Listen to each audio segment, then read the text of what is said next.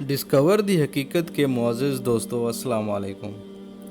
ناظرین کرام، دور حاضر میں آب زمزم اللہ کے زندہ معجزات میں سے ایک معجزہ ہے جس سے انسانیت آج تک مستفید ہو رہی ہے۔ مسلمان اسے اللہ کی خاص عنایت سمجھتے ہیں اور اسے تبرک کے طور پر پیش کیا جاتا ہے۔ اس معجزہ کی ابتدا حضرت اسماعیل علیہ السلام کی ایڑیاں رگڑنے سے ہوئی، لیکن کیا آپ اس کے بعد کی تاریخ سے واقف ہیں؟ کیا آپ جانتے ہیں کہ مکہ کی تاریخ میں ایک ایسا قبیلہ بھی گزرا ہے جس نے اس کنویں کو بند کر دیا تھا اور کئی صدیوں تک لوگ اس پانی سے مستفید نہ ہو سکے؟ اس کنویں کی دریافت دوبارہ کیسے ہوئی اور اس میں حضور اکرم صلی اللہ علیہ وآلہ وسلم کے دادا حضرت عبد المطلب کا کیا کردار تھا؟ یہ تمام معلومات جاننے کے لیے اس ویڈیو کو آخر تک ضرور دیکھیں اور ایسی مزید مفید معلوماتی ویڈیوز روزانہ کی بنیاد پر دیکھنے کے لیے چینل کو لائک، سبسکرائب اور شیئر ضرور کریں اور بیل آئیکن کو دبانا مت بھولیں تاکہ آپ کو ہماری ہر نئی ویڈیو فوراً موصول ہو۔ تو دوستو، کہانی شروع ہوتی ہے حضرت اسماعیل علیہ السلام کے دور سے۔ جب آب زمزم کا چشمہ پھوٹ پڑا تو عرب کا یہ بیابان ریگستان انسانی رہائش کے قابل ہو گیا اور یمن سے شام جانے والے قبیلوں نے یہاں پر پڑاؤ کرنا شروع کر دیا۔ بعض قبیلوں نے اپنی مستقل رہائش بھی یہیں اپنا لی۔ اسی اثنا میں بنو جرہم کو مکے کی سرداری ملی۔ یہ در حقیقت ایک یمنی قبیلہ تھا جو مکہ مکرمہ میں آباد ہوا۔ اس نے حضرت ہاجرہ علیہ السلام کو اپنی ذمہ قرار دیا۔ اس زمانے میں قبائلی نظام کے ہوتے ہوئے ہر شخص کو کسی نہ کسی قبیلے کا ذمہ ہونا لازمی تھا۔ کسی قبیلے کے ذمہ ہونے کا یہ مطلب تھا کہ آپ اس قبیلے کے مستقل رکن بن جاتے تھے اور وہ قبیلہ ہر خوشی غمی میں آپ کا ساتھ دیتا تھا۔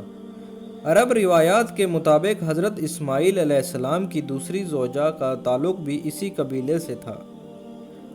آغاز میں اس قبیلے کا طرز حکومت انتہائی عادلانہ تھا، لیکن گزرتے وقت کے ساتھ ساتھ ان میں بدعات داخل ہونے لگیں اور یہ ہر طرح کے برے جرائم کا ارتکاب کرنے لگے۔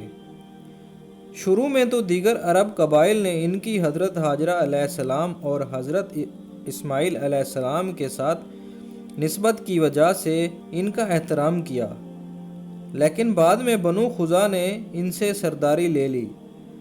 بنو جرہم انتقام کے طور پر جاتے جاتے آب زمزم کا کنواں بند کر گئے۔ اب مکہ کی سرداری بنو خزاع کے پاس چلی گئی، لیکن انہوں نے اس کنویں کو تلاش کرنے کی ذرا بھی کوشش نہ کی۔ ان کی یہ سرداری 100 سال تک قائم رہنے کے بعد آخر کار قریش کے پاس منتقل ہو گئی۔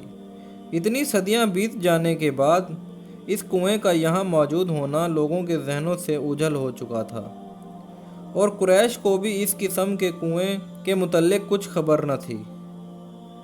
قریش کے پاس مکہ کے سرداری کا کچھ وقت بیت گیا۔ اتنے میں حضور صلی اللہ علیہ وآلہ وسلم کے دادا حضرت عبد المطلب کا دور شروع ہوا۔ حضرت عبد المطلب کو خانہ کعبہ کے نزدیک رہنا بہت پسند تھا۔ وہ اکثر اپنی چارپائی ہجرہ اسماعیل کے پاس بچھواتے۔ ایک دن وہ وہاں آرام فرما رہے تھے تو خواب میں ایک شخص نظر آیا اور اس نے کہا، طیبہ کو کھودو۔ انہوں نے جواب دیا کہ طیبہ کیا ہے؟ انہیں دوسری بار پھر خواب آیا جس میں اس شخص نے کہا، مضمونہ کو کھودو۔ انہوں نے کہا، مضمونہ کیا ہے؟ تیسری رات پھر اسی شخص نے آپ کے خواب میں آ کر کہا کہ برہ کو کھودو۔ آپ نے کہا، برہ کیا ہے؟ چوتھی رات پھر وہی شخص خواب میں آتا ہے اور کہتا ہے کہ زمزم کو کھودو۔ آپ نے کہا کہ زمزم کیا ہے؟ جس پر اس شخص نے وضاحت دی کہ کھودو اس کو جس پر تمہیں پچھتاوا نہ ہو، جو کہ تمہارے بڑے آباء و اجداد کی میراث ہے، جو کہ نہ کبھی خشک ہوگی اور نہ ہی تمام حاجیوں کی بھیڑ کو پانی پلانے سے ختم۔ پھر اس شخص نے انہیں یہ کہا کہ ایسی جگہ کا تعین کرو جہاں پر خون اور گوبر ہو اور وہاں چونٹیوں کی بستی اور کوا بھی ہوں، اور انہیں اس دعا کو پڑھنے کا کہا: صاف بہتے ہوئے پانی کے لیے جو خدا کے حاجیوں کو حج کے لیے پانی میسر کرے۔ حضرت عبد المطلب نے صبح ہوتے ہی خانہ کعبہ کے گرد 7 چکر لگائے اور بتائی گئی دعا پڑھی۔ اسی اثناء میں انہوں نے ایک کوے کو ایک جگہ بیٹھے دیکھا۔